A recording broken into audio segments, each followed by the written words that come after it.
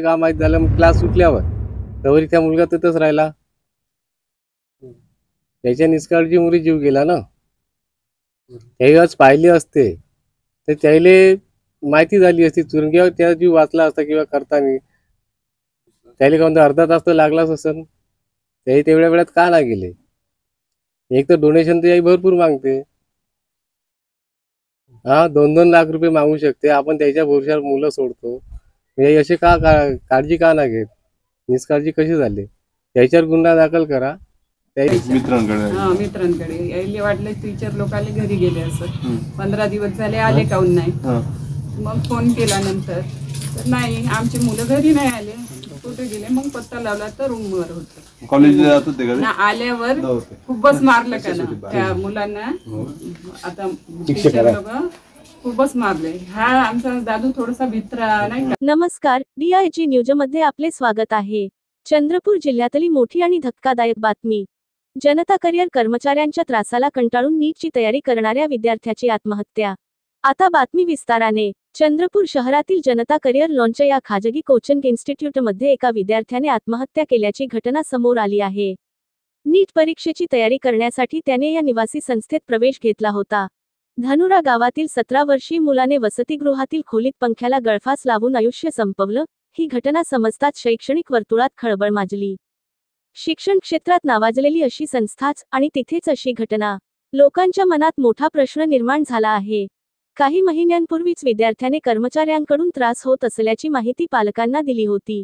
घटनेनंतर वडिलांच्या तक्रारीनुसार पोलिसांनी 4 कर्मचाऱ्यांवर गुन्हे दाखल केले आहेत. सीसीटीव्ही फुटेजही पोलिसांनी ताब्यात घेतले आहे. मात्र विद्यार्थ्याने किंवा वडिलांनी याआधी कधीही व्यवस्थापनाकडे तक्रार केली नव्हती. त्याला कुणी त्रास दिला, कसा दिला, केव्हा दिला, हे आम्हाला कसं कळणार? असा प्रश्न व्यवस्थापनाने उपस्थित केला आहे. दरम्यान धानुरा येथील सरपंचांनी पीडित कुटुंबाला आर्थिक मदत देण्याची मागणी केली आहे. मुळे हे जीव गेलाय. काहून तर त्याचं म्हणणे 7 वाजता क्लास चालू होते. त्याचं काम होतं का हा मुलगा शाळेतून का नाही आला, ताप आला का तब्येत नाही बरी, याने इन्क्वायरी केली का नाही? त्याचं लोक राहते ना, ते का करत होते? इन्चार्ज त्याची आहे, त्याची कमिटी, त्यानं का नाही लक्ष दिलं? एक तर मग 8:45 वाजता मग त्याला का माहित झालं, मग क्लास सुटल्यावर तवरी त्या मुलगा तिथंच राहिला. त्याच्या निष्काळजीमुळे जीव गेला ना.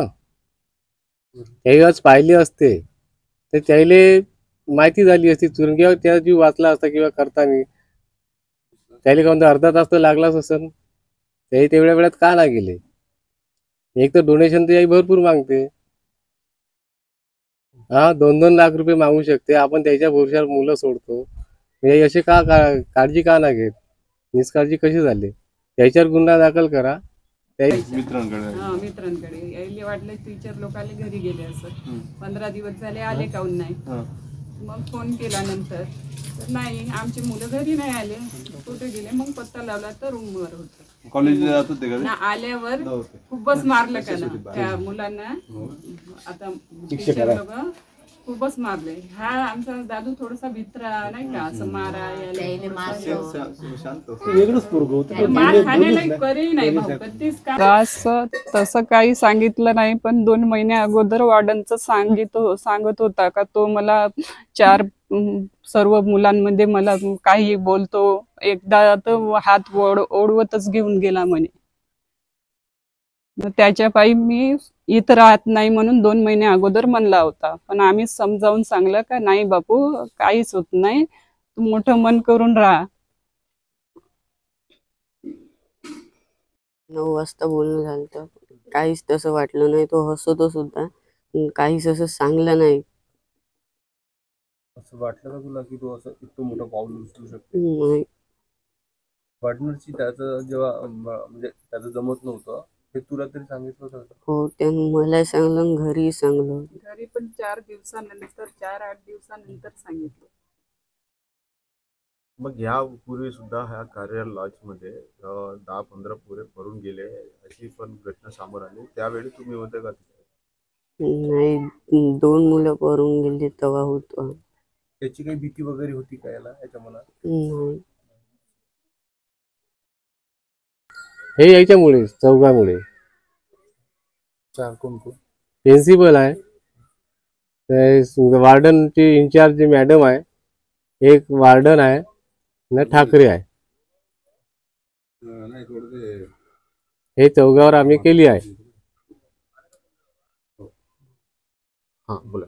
ज्याची संस्था त्याने चांगलं आपलं कारवाई यानं करावं पाहिजे ना का. सगळ्यावरच कारवाई केली पाहिजे. त्याच्या पुढे अशी घटना घडली नाही पाहिजे. आज आमच्या घडली, उद्या कोणावर घडन. निष्काळजीमुळे पुन्हा असं झालं नाही पाहिजे. काल आम्हाला 10 वाजता माहीत झालं. सरांचा फोन आला की तुम्ही लवकरात लवकर या. आम्ही 2दा फोन करून विचारलं का बोलवत आहे, ते काही सांगे नाही, पण तुम्ही लवकर या म्हणे. आम्ही दोघंही गेलो. तेव्हा माझा मुलगा राहिला नव्हता.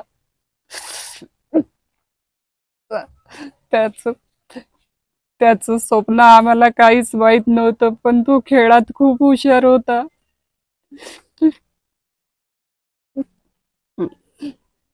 तो आम्हाला काहीच सांगत नव्हता.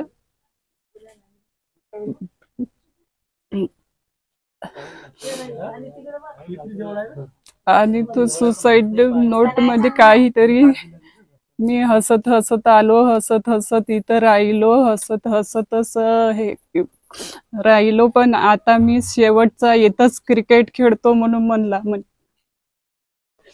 त्रास तसं काही सांगितलं नाही, पण 2 महिन्या अगोदर वार्डनचं सांगत होता का तो मला 4 सर्व मुलांमध्ये मला काही बोलतो. एकदा तर हात ओढवतच घेऊन गेला म्हणे.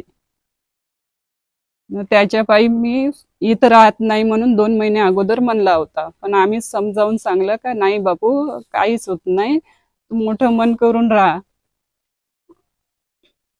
9 वाजता बोलणं झालं तर काहीच तसं वाटलं नाही. तो हसतो सुद्धा, काहीच असं सांगलं नाही. असं वाटलं तो मुलगा एक शांत स्वभावाचा होता. त्यांना एक जुळा भाऊ होता. ते दोघेही जनता लॉन्चरमध्ये 11वी या वर्गात शिकत होता.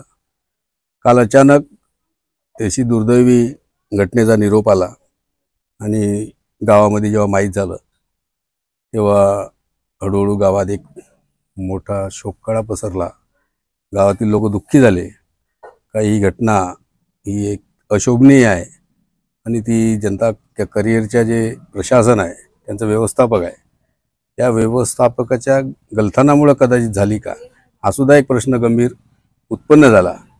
त्यानुसार पोलीस प्रशासन योग्य कारवाई करून गुन्हेगाराला, जर या घटनेमध्ये कुणाच्या हात असेल किंवा कुणामुळे जरी घटना घडली असेल तर तशा गुन्हेगाराला शोधून शिक्षा व्हायला पाहिजे, असं सरपंच म्हणून माझं मत आहे.